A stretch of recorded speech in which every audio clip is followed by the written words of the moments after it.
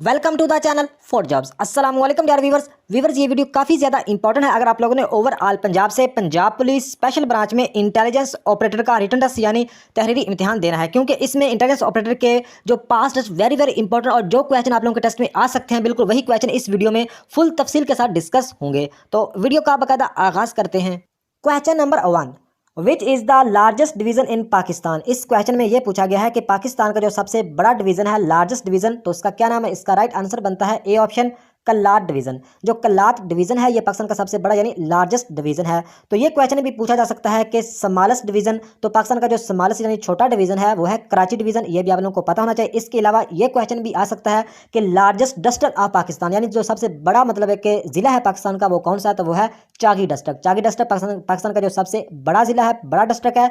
और पाकिस्तान का जो सबसे छोटा डिस्ट्रिक्ट है वो है तोरगर, TORGHER, तोरगर, जो कि KPK में वाक़ है। ये सबसे छोटा मतलब एक ज़िला है पाकिस्तान का और सबसे बड़ा ज़िला है चागी, छोटा तोरगर। और जो बड़ा मतलब एक डिवीज़न है वो है कल्लात और छोटा कराची डिवीज़न। तो ये आप लोगों को उम्मीद है कि इस क्वेश्चन की समझ आई होगी। नेक्स्ट क्वेश्चन की बात करें, what is the length of the silk highway route in Pakistan. तो इस क्वेश्चन में ये पूछा गया कि पाकिस्तान में शाहराह रेशम की लंबाई कितनी है, लेंथ कितनी है। तो इसका राइट आंसर बनता है ए ऑप्शन, 887 किलोमीटर। तो ये क्वेश्चन 2-3 तरह से पूछा जा सकता है। इस क्वेश्चन में सिर्फ क्या पूछा गया कि पाकिस्तान में जो सिल्क हाईवे यानी जो शाहराह रेशम की लंबाई पाकिस्तान में पूछी गई है, तो पाकिस्तान में तो इसकी 887 किलोमीटर, लेकिन जो शाहराह रेशम ये पाकिस्तान और चीन को आपस में मिलाती है।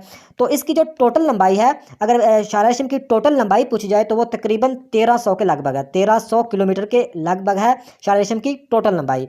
तो पाकिस्तान में आप लोगों को बता चुका हूँ कि 887 किलोमीटर पाकिस्तान में है और तकरीबन 413 किलोमीटर मतलब है कि आगे दूसरे मुल्क में है। तो टोटल कितनी बनती है, 1300। तो ये आप लोगों ने याद रखना है। टोटल पूछी जाए 1300 पाकिस्तान में, 887 किलोमीटर और दूसरे चीन की पूछी जाए तो वह है 413 किलोमीटर। तो नेक्स्ट क्वेश्चन है, how many soldiers have been awarded Nishan Haider. इस क्वेश्चन में यह पूछा गया है कि कितने फौजियों को निशान हैदर से नवाजा गया। तो इसका राइट आंसर बनता है 11, यानी 11 मतलब है कि फौजियों को निशान हैदर से नवाजा गया।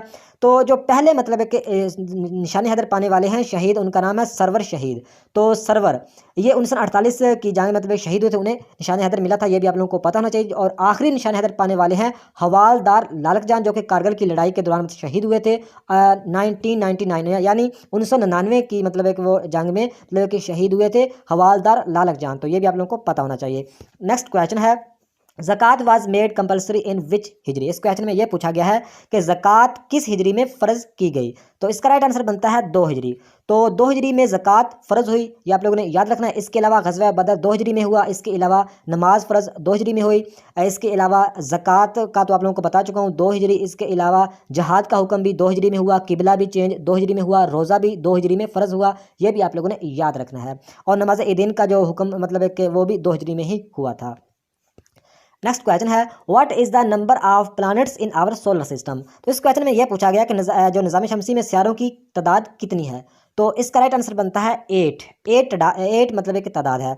तो सबसे जो छोटा प्लैनेट्स है वो है मरकरी और जो सबसे बड़ा है वो है जुपिटर। सबसे छोटा मरकरी, सबसे बड़ा जुपिटर। अगर ये पूछा जाए कि ब्राइटेस्ट या मतलब कि हॉटेस्ट यानी गर्म तरीन और चमकदार जो है प्लैनेट्स वो कौन सा है, तो वो है वीनस। इसके अलावा अगर ये पूछा जाए कि जो ठंडा तरीन है तो वो है नेपच्यून। तो ये आप लोगों को पता होना चाहिए। नेक्स्ट क्वेश्चन है, विच प्रॉफिट ऑफ अल्लाह is dignified with the special title of खलीलुल्लाह फ्रेंड ऑफ गॉड। तो इस क्वेश्चन में ये पूछा गया है कि जो खलीलुल्लाह किसका मतलब है कि टाइटल है। ये खलीलुल्लाह का मतलब बनता है फ्रेंड ऑफ गॉड यानी अल्लाह ताला का दोस्त।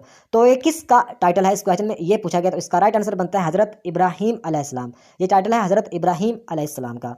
तो नेक्स्ट क्वेश्चन की बात करें, what is the currency of Turkey. तो तुर्की की करेंसी क्या है, इस क्वेश्चन में ये पूछा गया। तो तुर्की की करेंसी है लीरा, LIRA। तुर्की की करेंसी है लीरा। और अगर ये पूछा जाए कि तुर्की का अगर कैपिटल पूछा जाए तो तुर्की का कैपिटल है अंकारा। तुर्की का कैपिटल अंकारा, तुर्की की करेंसी लीरा।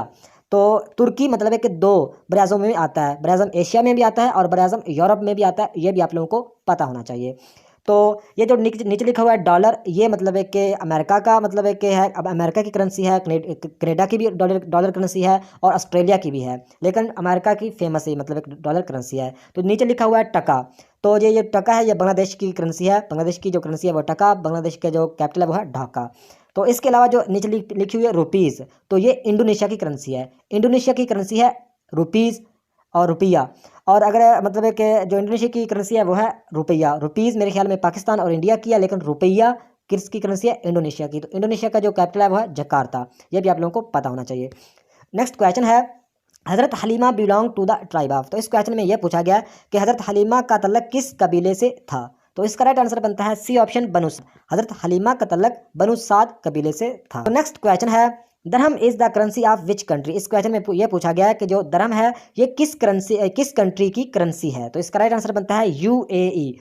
तो यूएई की फुल फॉर्म है यूनाइटेड अरब अमारात, तो इसकी करेंसी है दरहम। तो यूएई का जो कैपिटल है अबू धाबी, यूएई का कैपिटल अबू धाबी और इसकी करेंसी क्या है? दरहम, ये भी आप लोगों को पता होना चाहिए। तो इसके अलावा लिखा हुआ है मलेशिया। तो मलेशिया की जो करेंसी है वो है रंगत। मलेशिया की जो करेंसी है वो है रंगत, और जो मलेशिया का कैपिटल है वो है कुआलालंपुर। कुआलालंपुर मतलब है कि मलेशिया का कैपिटल है, और जो मलेशिया की करेंसी है वो है रंगत। मलेशिया की करेंसी रंगत और मलेशिया का जो कैपिटल है वो है कुआलालंपुर। तो यूएई की करेंसी तो आप लोगों को पता है दरहम, तो इसका कैपिटल है यूएई का जो कैपिटल है वो है अबू धाबी। क्वेश्चन है what is the profession of हज़रत लुकमान। तो इस क्वेश्चन में यह पूछा गया कि हज़रत लुकमान का प्रोफेशन यानी पेशा क्या था? तो इसका राइट आंसर बनता है ए ऑप्शन फिजिशियन। फिजिशियन मतलब है कि हज़रत लुकमान का पेशा था। फिजिशियन का मतलब होता है हकीम। हज़रत मतलब लुकमान मतलब उनका पेशा था हिकमत का, हकीम थे। नेक्स्ट क्वेश्चन है डेफिशिएंसी ऑफ विटामिन सी का, यानी इस क्वेश्चन में ये पूछा गया कि विटामिन सी की कमी, डेफिशिएंसी का मतलब होता है कमी। विटामिन सी की कमी की वजह से क्या मतलब है कि होता है? तो इसका राइट आंसर बनता है ए ऑप्शन स्कर्वी। तो जो स्कर्वी है ये मतलब है कि जिस्म में कमजोरी हो जाती है और जिस्म में खून की कमी हो जाती है, इसको मतलब ये विटामिन सी की मतलब वजह बनती है। तो आप लोगों को पता होना चाहिए कि विटामिन जो सी की कमी से क्या होता है? स्कर्वी मरज मतलब लाक होती है स्कर्वी। क्वेश्चन है Richard Nixon the president of USA was involved. तो इस क्वेश्चन में यह पूछा गया है कि जो रिचर्ड निक्सन है ये प्रेसिडेंट यानी सदर थे यूएसए यानी अमेरिका के, तो ये किस में मतलब इन्वॉल्व थे? तो इसका राइट आंसर बनता है A option Watergate scandal. Watergate scandal में मतलब रिचर्ड निक्सन मतलब कि इन्वॉल्व थे। ये आप लोगों को ने एग्जैक्ट याद रखना, चाहे रट्टा लगा लो, वाटरगेट स्कैंडल में ये मतलब मुलव्वस थे। तो आप लोगों को ये भी पता होना चाहिए कि यूएसए का कैपिटल तो आप लोगों को पता होगा वाशिंगटन डीसी, यूएसए की करेंसी डॉलर, लेकिन यूएसए का जो पहला सदर अगर पूछा जाए तो वह है George Washington. George Washington USA का पहला सदर है, और यूएसए का जो मौजूदा सदर है वो है जॉय बाइडन। जॉय बाइडन मतलब है कि अभी जो प्रेसिडेंट है यूएसए का, लेकिन जो सबसे पहला सदर था यूए का वो मतलब है कि यूएसए का, तो वो था जॉर्ज वाशिंगटन। ये भी आप लोगों ने याद रखना है। तो और ये भी आप लोगों को बताएं यूएसए की तकरीबन 50 रियासतें हैं, मतलब स्टेट्स हैं, ये भी क्वेश्चन पूछा जा सकता है। और जो सबसे बड़ी जो स्टेट है वो है अलास्का, ये भी आप लोगों को पता होना चाहिए। तो नेक्स्ट क्वेश्चन है first Commonwealth game were held in the country. तो इस क्वेश्चन में ये पूछा गया है कि जो पहली दफ़ा कॉमनवेल्थ की गेम मतलब हेल्ड हुई थी किस कंट्री में? तो इसका राइट आंसर बनता है सी ऑप्शन कनाडा। जो कॉमनवेल्थ की गेम मतलब हेल्ड हुई थी पहली, वो किस कंट्री में? कनाडा। तो कनाडा मतलब कनाडा का जो कैपिटल है वो ओटावा, और कनाडा की जो करेंसी है वो कनेडियन डॉलर। तो नेक्स्ट क्वेश्चन है ये मैथ का क्वेश्चन है the population of a town increased from 1,75,000 to 2,62,500 in a decade. The average percent increase of population per year is. इस क्वेश्चन को आप लोगों को सिंपल तरीके से बताता हूँ कि इस क्वेश्चन में ये पूछा गया कि मतलब एक टाउन की जो पॉपुलेशन है, जो आबादी है वो इंक्रीज हुई, मतलब कैसे इंक्रीज हुई? पहले थी 1,75,000, उससे इंक्रीज होकर कितनी होगी? 2,62,500 होगी। यानी पहले थी 1,75,000 से इंक्रीज हुई, यानी मतलब कि बढ़ गई 2,62,500 तक बढ़ गई। तो आगे इन डिकेड, तो यहाँ पे जो डिकेड का मतलब है मतलब है कि डिकेड का मतलब ये समझ लो अशरा इसका मतलब है, मतलब एक लफ्जी मतलब इसका अशरा है, यानी मतलब period of 10 year, period of 10 year यानी 10 साल को डिकेड कहते हैं, ये समझ लो। इस क्वेश्चन में इसका मतलब यही बनता है। तो बेसिकली 10 साल में मतलब है कि जो आबादी बढ़ी है, पहले थी 1,75,000, उससे बढ़ के 10 सालों में कितनी होगी? 2,62,500। तो इस क्वेश्चन में जो हमें इस क्वेश्चन में क्या बताना है? The average percent increase of population per year, यानी हर साल जो 10 साल आबादी बढ़ी है, हर साल की मतलब है कि जो परसेंटेज कितनी थी, हर साल की परसेंटेज कितनी थी। तो इसका राइट आंसर बनता है ए ऑप्शन। लेकिन आप लोगों को इसका कंसेप्ट भी पता होना चाहिए, तो आगे आप लोगों को बताता हूं कि इस तरह ये क्वेश्चन आप हल करेंगे। आप लोगों ने खुद भी कोशिश करनी है हल करने की कि इंक्रीज्ड इन 10 ईयर, यानी जो डिकेड का मतलब आप लोगों को बता चुका हूं अशरा, यानी पीरियड ऑफ 10 ईयर, यानी इंक्रीज्ड इन 10 साल। 10 सालों में जो आबादी मतलब है कि बढ़ी है, वो उसको आपने क्या करना है कि 2,62,500 से माइनस कर देनी है 1,75,000, यानी पहले 75,000 थी, उसके बाद बढ़ के 2,62,500। तो 2,62,500 से 1,75,000 आप माइनस कर देंगे, यानी तफरीक नफ़ी कर देंगे, तो इसका जवाब आएगा 87,500 रुपये। तो आगे क्या करना है? इंक्रीज परसेंट, तो आगे ये करेंगे 87,000 तकसीम 1,72,000 ज़रब 100, तो इसका राइट आंसर आएगा 50।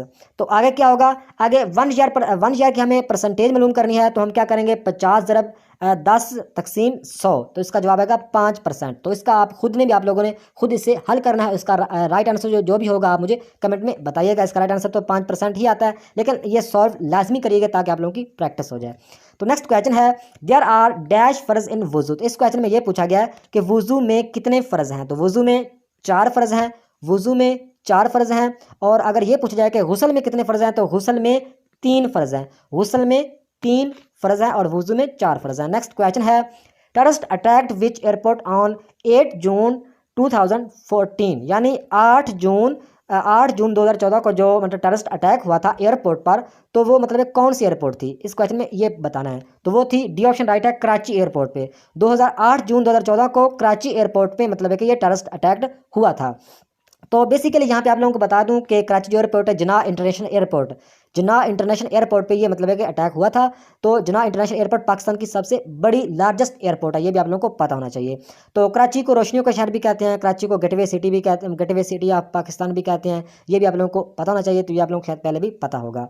तो ये टेररिस्ट अटैक हुआ था कराची एयरपोर्ट पे। नेक्स्ट क्वेश्चन है the fear of books is called. तो इस क्वेश्चन में ये पूछा गया है कि द फियर ऑफ बुक्स का क्या मतलब है। तो इसका राइट आंसर बनता है सी ऑप्शन, बिब्लीफोबिया, मतलब है कि बिब्लीफोबिया होता है। तो फियर ऑफ बुक्स का मतलब है कि किताबों से डर या किताबों से नफरत, यानी किताबों से डर क्या कहलाता है, इसका राइट आंसर है बिब्लीफोबिया।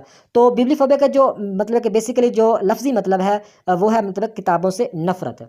तो ये भी आप लोगों को पता होना चाहिए। तो the fear of books is called bibliophobia.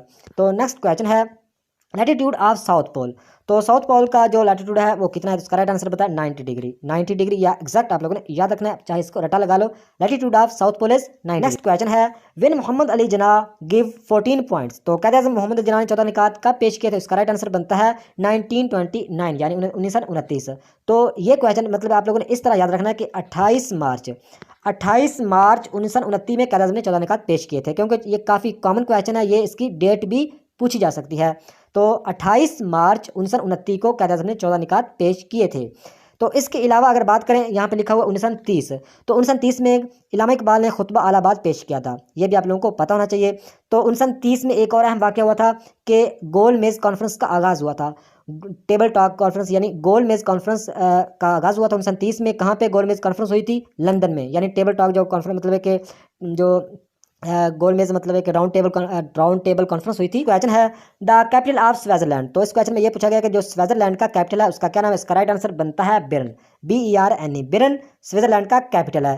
तो स्विट्जरलैंड का जो कैपिटल है वो तो है बिर्न। तो स्विट्जरलैंड की करेंसी भी पूछी जा सकती है। तो स्विट्जरलैंड की जो करेंसी है वो है Swiss franc. Swiss franc Switzerland की करेंसी है। स्विट्जरलैंड का कैपिटल है बिर्न और स्विट्जरलैंड की जो करेंसी है वह है स्विस फ्रैंक, ये भी आप लोगों को पता होना चाहिए। और स्विट्जरलैंड कहाँ पे वाक़ है, यूरोप में वाक़ है, ये भी आप लोगों को पता होना चाहिए। तो नेक्स्ट क्वेश्चन है the picture on the back of 100 rupees Pakistani note. तो इस क्वेश्चन में ये पूछा गया कि 100 रुपये के पाकिस्तानी नोट के पीछे यानी पुष्ट पर तस्वीर किसकी है।